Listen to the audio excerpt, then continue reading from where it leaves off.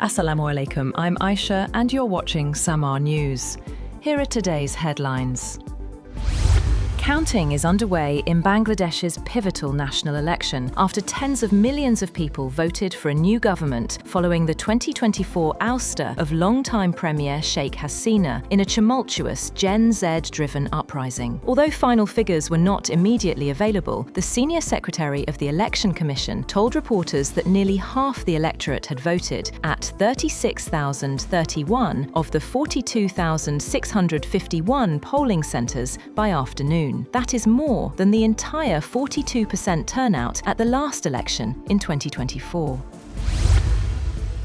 Russia has pounded Ukraine with drones and ballistic missiles overnight, further battering its energy system and leaving tens of thousands in the capital Kiev and the cities of Dnipro and Odessa without heat, power and water. Mayor Vitaly Klitschko said that in Kiev alone, around 3,500 apartment buildings were without heating after the latest attack knocked out supplies to nearly 2,600 high-rises on top of the 1,100 already affected by previous strikes. Meanwhile, US messenger app WhatsApp has been completely blocked in Russia for failing to comply with local law, suggesting Russians turn to a state-backed national messenger instead. The Kremlin said that due to Meta's unwillingness to comply with Russian law, such a decision was indeed made and implemented, proposing that Russians switch to Max, Russia's state-owned messenger. Critics say Max is a surveillance tool, something the authorities deny. Advisor to Iran's supreme leader, Ali Shamkhani, has said, according to state media, that Iran's missile capabilities are its red line and are not a subject to be negotiated, as Tehran and Washington eye a new round of talks to avert conflict. US and Iranian diplomats held indirect talks last week in Oman, amid a regional naval build-up by the US threatening Iran. Iran has said it is prepared to discuss curbs on its nuclear program in return for the lifting of sanctions. US President Donald Trump has said that after talks with Israeli Prime Minister Benjamin Netanyahu, they reached no definitive agreement on how to move forward with Iran. But he insisted negotiations with Tehran would continue to see if a deal can be achieved. Netanyahu, who had been expected to press Trump to widen diplomacy with Iran beyond its nuclear program to include limits on its missile arsenal, stressed that Israel's security interests must be taken into account, but offered no sign that the president made the commitments he sought.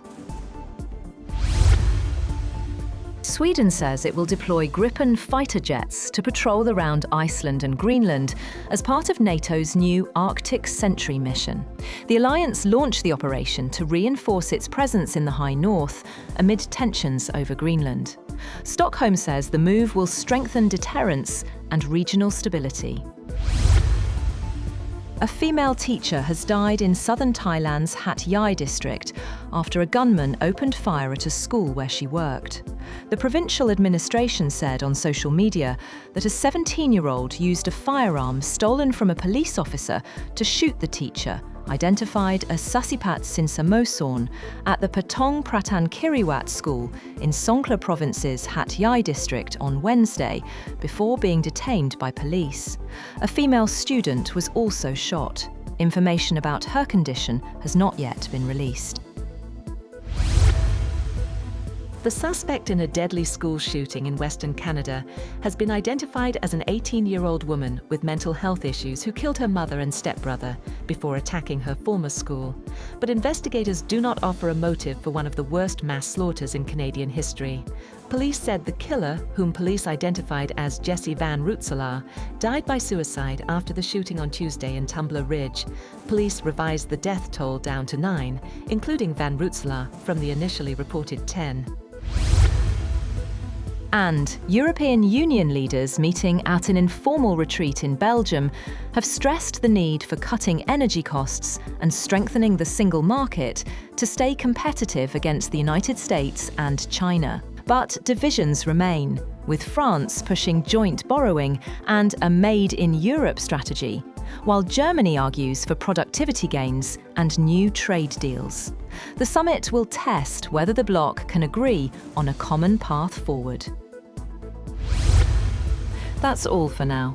For more updates, visit www.samaa.tv. Thank you for watching Samaa News.